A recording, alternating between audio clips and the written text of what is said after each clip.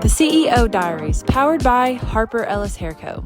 Welcome back to Season 2, Episode 2 of the CEO Diaries.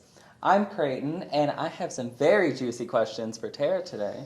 And they're all pretty much centered around being a hairdresser and being a stylist and kind of your journey with it, and a little bit, beyond that. So are you ready to get started? Let's go. All right. So first off, what inspired you to be a hairstylist? A little bit of mix of two things. I really did growing up, I got kicked out of all the daycares that my mom took me to. Did you know that? No, I did not know that. Yeah, like multiples. I don't find that which surprising. Which totally 100% makes sense of why my kid acts the way he does. But after getting kicked out of all these daycares, my mom had no choice because she was a school teacher. Mm-hmm. Then to leave me with my great-grandmother that had severe Alzheimer's. Mm-hmm. So I ate Cheerios with apple juice in them for mornings, but I lived. You're fine. So every day, especially in the summertime, she had this big square porch that was elevated. Mm-hmm. And I would go out there and I'd set her chair out there, and she had probably 10 hairs on her whole head. Yeah. And I would just brush them and braid them and fix them every which way. I did that. And we would kill flies with our fly swatter. Okay. So I fixed her hair and we would kill flies, and that's what we did all day, every day, because I think she lost track of time of how long we were out there. Yeah. And so that's what I did. And then same with my dad. It was so funny, and this is weird, but my dad and I were talking about this the other day, but he had this a chair that he would sit in. It was a big comfy chair in our living room, and he watched TV. And I would put a towel around him, and I would spray him down with the spray bottle, and I would brush his hair every day. He had pigtails. He had, all these different hairstyles. So I was always really obsessed with hairstyling. Yeah. So anyone that would sit down and let me do it, I did. So I loved that. But to be honest with you, when I went to high school, and I wasn't that great at school. Mm-hmm. I was a decent student, I guess. I was mostly an A-B student, sometimes a C student, but I don't know. I didn't want to go to college because that was boring. So I wanted to... You didn't want to be a sorority girl? No, I did not want to be a sorority girl. Nothing wrong with that. If you want to pay for your friends, that's your business. But that wasn't my vibe. So I just play, you guys. Much love to all you Chi, MAGA, Kappa corns. I love you guys all. But all that to say, I knew that college was not going to be for me, and I went to hair school. My parents were really disappointed in me because I was in line to do 4th generation educator. So Little did they know I would educate also. But I felt like it was a good path for me, but I didn't know what I was doing to start with. So I know that one thing that, an opportunity that, stemmed from you going to hair school was you took a assistant program, assistantship, out of Vegas. So what made you decide to take that opportunity? And when you took that opportunity, did you have any idea that you would get to where you're at today? Yeah, no, definitely not. Those of you that don't know, when I got out of hair school, I sort of scouted out a person in the industry that I really looked up to, and his name was Kelly Cardenas. I still appreciate him so much to this day. And what was different about him was I felt as if he had a lot of great morals in the industry. Mm-hmm.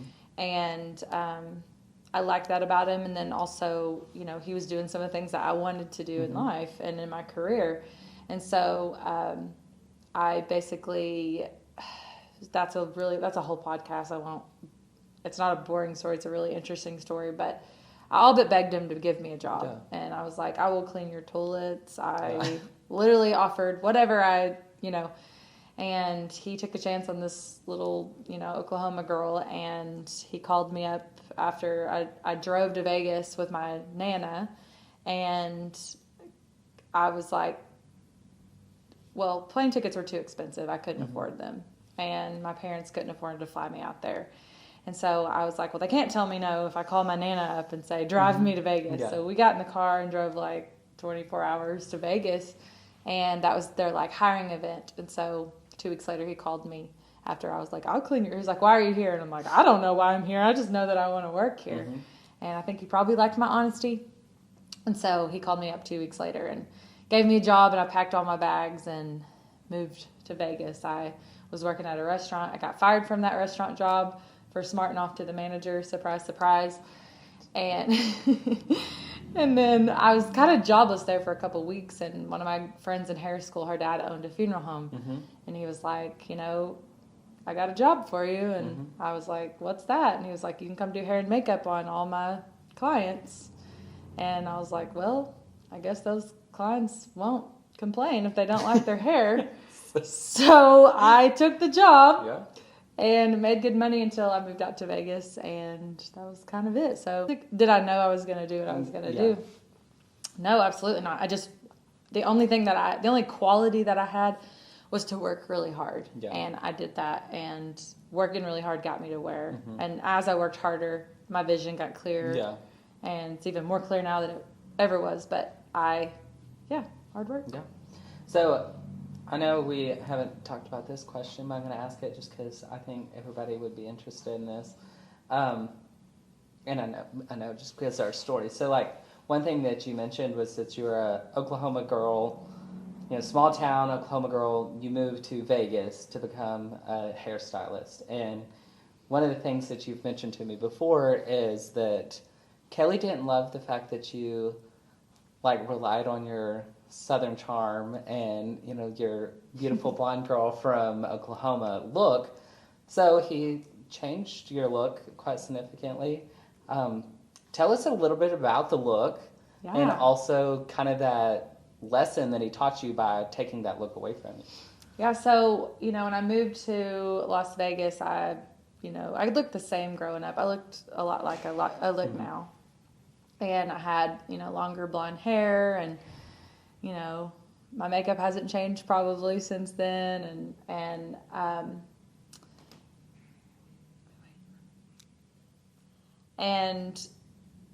I was just comfortable. Yeah. I was comfortable, and looking back, I'm 32 now, and looking back to that girl, I was 19 years old. I'm so thankful. He taught me a big lesson, and I didn't know it at the time. I actually hated him. I hated that man, and I would cry myself to sleep over it, and I had the worst thoughts and worst things to say about him. And one day I wanted him to do my hair, and he was like, yeah, sit down, I'll do your hair. And he shaved the side of my head, and he dyed it all Big Bird yellow. And I still have a picture on my phone. Good luck getting it. You won't find it on social media. No pictures of me exist anywhere with my hair like that. But it was the picture I sent to my mother, because, of course, first thing I did when I walked out of work that day was I called her just sobbing. And she, was just like, send me a photo. Well, the photo I sent her, I'd been crying for I don't know how long, so I'm swollen and red, and red skin and yellow hair. Do not go together. If you're a hairstylist, those two colors don't go together. are not together. And so I just looked ridiculous. But, he was like, you live with that hair for 6 months, and then we'll talk. I hope your hair grows fast in And, 6 months. yeah, and what was so interesting was, I was so uncomfortable looking like that. I remember walking into, Walmart to get groceries, and people being like, they probably didn't care, but I felt as if people were looking at me. And it was such a lesson to me that the lesson that he was trying to teach me, very harsh way to teach a 19-year-old this lesson. Not sure I would do that myself, but he was trying to teach me, it's not about the way that you look. And it's about, what are your characteristics? He got me out of the comfort zone where I didn't look the way that I wanted to look. And he's trying to get me out of my shell, and something that he used to always call me, and it still sticks with me this day, is Eeyore. And I'm not a negative person, and I know that. I'm born a positive person, and so what I know about Eeyore is he's sad and he's negative and all these things. And so I was just like, why is he calling me? But I was so uncomfortable in that environment, which is not a bad thing, that I was not able to be myself. Yeah. And so he as an older man could see that, and he knew, I had a lot of growth to do in that specific. So he was teaching me a lesson. He was like, I'm going to make you so uncomfortable that the real you has to come out because you don't have all these comfort blankets to rely on. Yeah. And so I do think I had a lot of growth from that experience, even though it took a lot of years for me. It's been 10 years now or more. And so it took a lot of years for me to admit that was such a good lesson, but I hated him for it because I don't want yellow hair. Nothing against that if you like yellow hair, but I also don't want the side of my head shaved. So, yeah. So I know I'm just kind of going off on a whim here, but like also another, and it pertains to kind of that image and kind of your journey while being in Vegas is, there's like, I remember you told me this like specific time where you'd like saved up and you had finally bought your first pair of, what kind of boots was it again? It was Louboutin. Louboutin boots, yeah. Okay. So, and I remember you told me that you had a lot of discoveries within that first week of getting these. So tell me what lessons you learned and where did it come from? Like, what did you discover and why do you think that was a thing? Yeah, I mean, being 19, I was making a little over minimum wage, had zero business buying at the time. Probably they were $800 shoes. They've gone up in price now.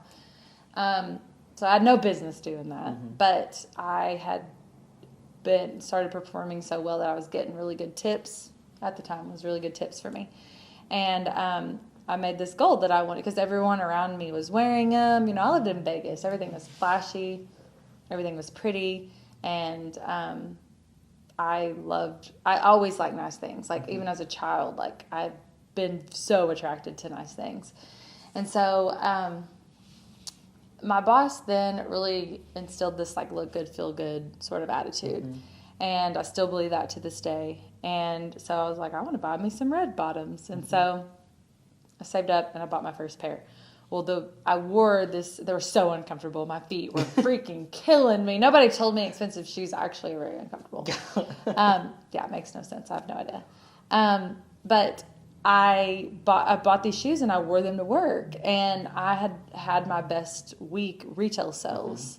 And it's because I just like took on this whole new confidence. And so that whole look good, feel good thing really started to make sense to me. Now, 32-year-old Terra will tell you don't have to have $800 or $2,000 shoes to feel good about yourself, but it's all in here. Yeah. And it's all in here. And so, if you don't feel good about yourself, you don't think you look good, you will never, ever reach any of your goals. Yeah. So, see, I feel like there's kind of those two lessons, intertwine with things because, like, when I think of designer shoes, I think of Terra. Like, I mean, they kind of go hand in hand, and I personally like what I learned from it. You may not have learned that or connected the two, but like, you couldn't stand the whole alter ego that you were given because it was never you, and like you probably felt that persona of Eeyore because you were so not you. Yeah. However, you got your first pair of designer shoes, which is in my opinion that it's just you. Yeah. And you finally had a sense of self, and then so it wasn't necessarily the fact that it was designer shoes. Like it could be anything for anyone, but in your circumstance, it was a pair of designer shoes, and you had that newfound confidence to literally sell the world to your clients, and I think that's awesome. Yeah, I mean especially now, like we raise a lot of kids in our environment, as I call it. They're not children, but we have some young ones, and you mentor especially firsthand. And I've had a lot of really hard conversations with those people, and I think that's why those stories and a lot of those young people in our ecosystem, they don't even know these stories about me. Yeah. But I'm sure they think, wow, she's like really passionate about me building my confidence, and I am. I'm really passionate about building other people's confidence and then building my confidence. And here's the thing about confidence: all it takes is putting someone in the right environment. Like that is all it is, and it takes sometimes everyone around them to get them to, you've got to boost people up. And I don't know, I'm really passionate, as you can tell, about growing confidence, and it's because of that scenario and what happened to me. I just realized, I'm like, wow, it's all in here. It's like, I think these shoes made me money. No, my bank account's empty, let's be honest. But they did make me a lot of money because I became confident. Yeah. I love that. So, a big thing about you is I feel like you aspire to be like this advocate for, stylist and, honestly, everybody in your life, like obtaining their dream life.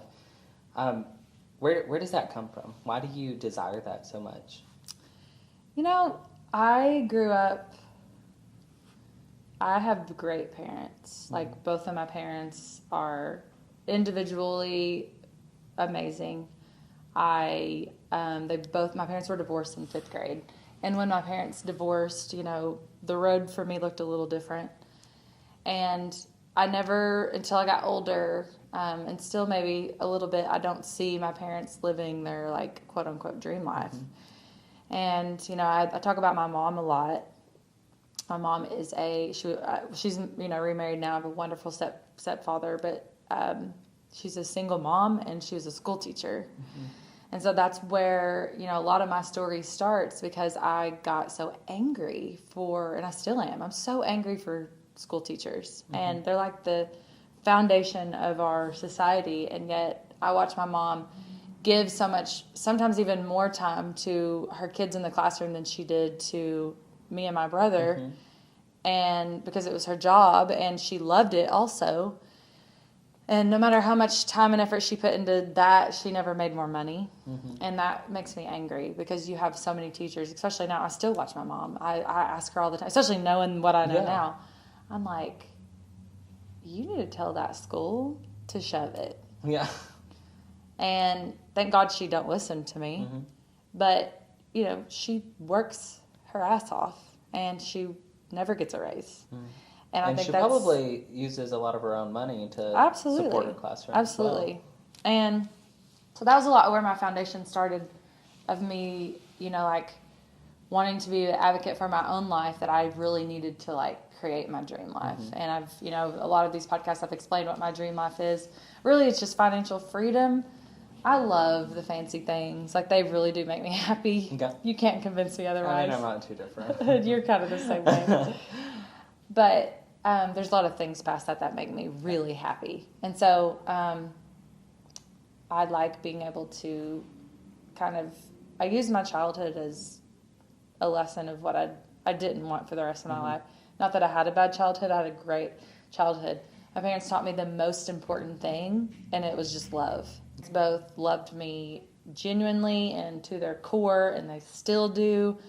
And they did their best, and I know that. And so that was the most important lesson. And they also taught me to work really hard. So whether they made more money, that wasn't the important part. And I thank God every day for the childhood that I had, because I wouldn't know what I know now. Mm-hmm. And so now that's why I'm such an advocate for other people. Like, you don't have to live like you lived your childhood life, or maybe you do want to live that way, or I don't know. It's just, you can design your own life, and that's why I'm such an advocate for other people. I want everyone to realize that, and not everyone does, and that makes me mad. Mm-hmm. So that's where I'm at. So what advice, if you could have spoken to, yourself now as a 16-year-old, as a 21-year-old, what advice would you give to yourself from those ages? I wish that, especially 16-year-old Terra, I was in high school and I was worried about my boyfriend, who, thank God, is not my husband. Mm-hmm. And also worried about girls being mean to me. And I probably was the root of the problem. I don't even know. But, there's so many things that you worry about at 16 that is just not important. Yeah.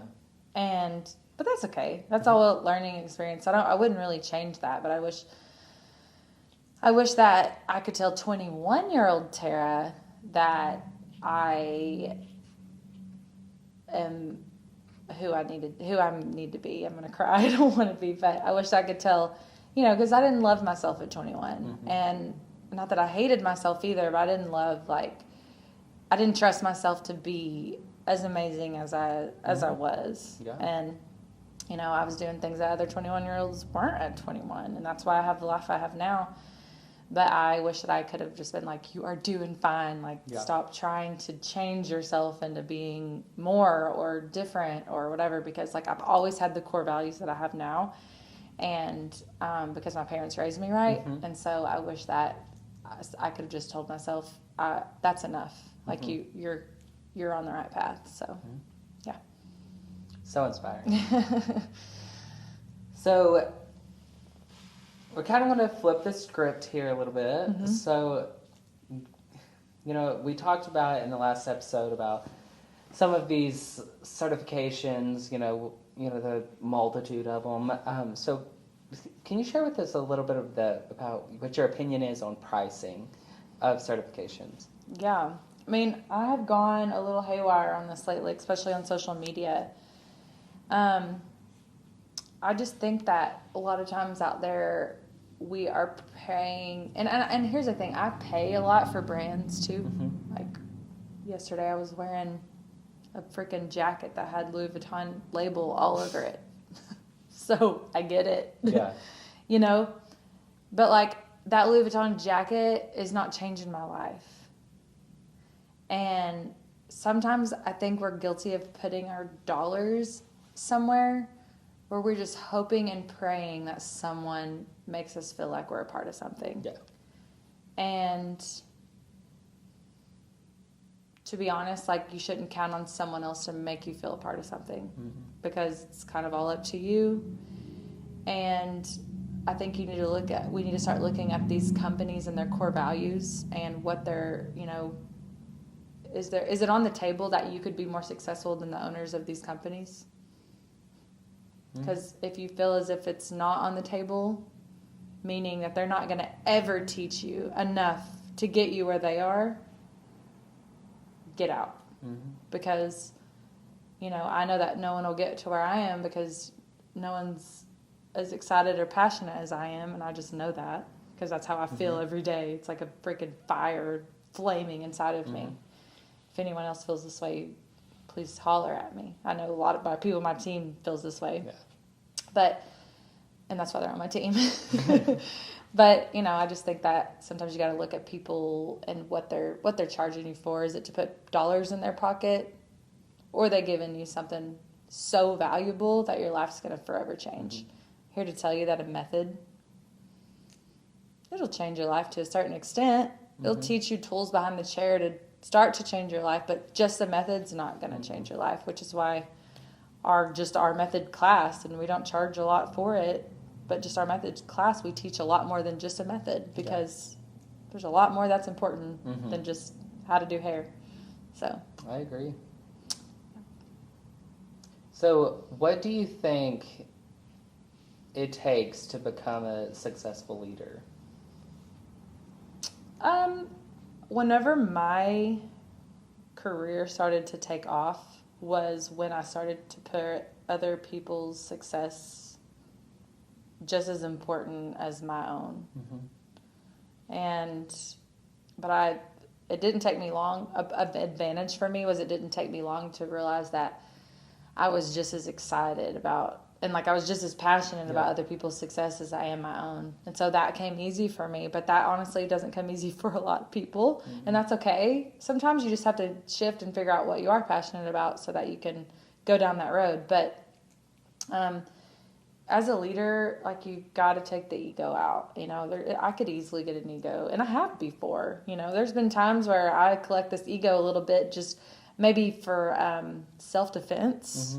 And I've created egos a lot of the times for just being defensive of like, no, I'm so protective of this empire that we've built. And so sometimes an ego comes with that scenario, but you just have to take the ego out. Like, I'm just an everyday girl. Let's just be honest. I'm a little bit crazy and I'm really passionate. And so, I want everyone to go with me. Like anyone, I don't care. The homeless person off the street could come in and be like, Terra, I just know what you're doing is good, and I want to go with you, and I'll do anything and everything to go, and I'll take them with me too. That's all I need. I just need someone to be like, or I have a lot of people, but anyone that is like, I'm going with you, I'm taking them with me. So that's what I think. So, a lot of that, like you mentioned, like it's, you have a team, and the reason you have the team that you do is because you have those opinions. So, reverse engineering that, like what do you look for in a team member? Yeah, I mean, usually I can sniff out pretty quickly if someone's like willing to do the things that no one else is willing to do. Mm-hmm. Because not everyone is willing to do those things, and you have to be. Like, even I do things still to this day, even though I run this shit show around here, I still do things that I don't want to do. Like, just yesterday, I'm like, yo, Lena, please, like, here's the electric bill. I literally have to sign on. Autopay is, that's another podcast for another day. Autopay is messed up, doesn't matter. Anyway, I'm like, it's taking me 20, 30 minutes, once a month, which I know it doesn't seem like much, but in my world, that's a lot of time. And so I'm like, please, help me. And she's like, yeah, I got it. I'll take care of it from here on out. And so I'm still doing things I don't want to do. Not necessarily don't want to do, but probably don't need to be doing. So I just think that I'm looking for those people that understand that I'm not going to give them success on a silver platter. Yeah. Because no one gave it to me, and honestly, it's not even a thing. I couldn't even do that if I wanted to. Yeah. Because if I give you success on a silver platter, you don't have the beams to keep the sturdy thing up. Like you don't. It doesn't work like that. Yeah. So I'm looking for someone that's willing to like hold the thing up for me. I like that. You build your house on solid ground. Exactly. So. And solid ground comes from being there and doing the things that others won't do. Yeah, totally. So I know there's probably an entire list and 17 podcasts of things that you want to change in the industry, but let's wrap it down to one. What is like one big thing you want to change in the industry or about the industry? I wish stylists would understand that their success or someone else's success does not affect theirs. Like, I wish that we could all get on the same team. And I wish that, like, when someone comes in your salon and they got jacked up hair from the stylist down the street, like, you don't need to ask who did it. It don't freaking matter. So let's, like, all get on the same team. Just in my email the other day, I dealt with 2 stylists that were just mean girl to, well, actually, one was mean girl to the other, dogging her to this client. The client was in our inbox. It was chaos. And like, me being the person I am, I pick up the phone and call the mean girl stylist, and I'm like, look, you're being a mean girl. Like, whose team are you on? And she wanted to die. It was through the phone, and I could tell that she wanted to die on the other end of the phone, but I'm like, come on. I hate that about this industry. Like, everyone's so afraid of what they're going to get taken away from them, and that is the most dumb, elementary, just stupid way to look at life. I fully agree with that. I mean, I know it's sometimes. I mean, I kind of like the interest of like knowing who did it, but I don't want to know. Right. Like, on the immature like gossip side of it, you're like, it'd be kind of funny to know, but like, you don't need to know. Right. It doesn't matter because the truth is of it, like. It doesn't matter if the person down the street knows what they're doing or if they don't, because you do, and that's why the client's in your chair. Right. So that's something I always try to do, and I mean everyone should be doing the same. Is, if a client's like, oh, so and so, did this, and I'm like, first of all, like, especially if I know that they have something that I don't like going, I'm like, okay, like before we even get started, like, I don't care who did it, I don't care, where they work at, why they did what they did, like, what we're here to do is to discuss like the solution or the correction for it, not the problem. Like, we shouldn't focus on the problem, and I think that's one of the big things is like part of that being the mean girl or the whatever of it is like the new stylist is they're focusing on the problem versus the solution, which is why the client's there for you is to find the solution. Like they know what the problem is, they don't care. Honestly, if we were all focused more on the solution than the problem, we would have a better life in every aspect. I fully agree. Yeah, for sure. So what is something that you wish more hairstylists knew about? How to do the business side of this industry. We're all artistic at nature, most of us. And so, I wish that people would understand the numbers side of it because it's really simple. It's simple math. I took remedial math in college, like literally, I shit you not. And I'm one of the fastest, like my husband all the time is like, you can do like math so fast in your head. It's the weirdest thing. I'm like, I had remedial math. Maybe that's where I learned it. But no, it's not like I wasn't good at X, Y, Z equals 1, 2, 3. You know, Yeah. that doesn't make sense to me. But like a division or multiplication or Mhm. add and subtract, I can do that in my head. And so I just wish that more people would attend. Call this a sales pitch. I don't care. It is 100%. I wish more people would attend our classes because that's what we teach is like how to strategically make money so you aren't dealing with burnout, so you aren't broke, and so you're actually profitable and you're not doing this for fun. Because I bet a very high percentage of this industry are doing this business for fun and you don't even know it, meaning you're not really making any money because you don't know how to run the business part.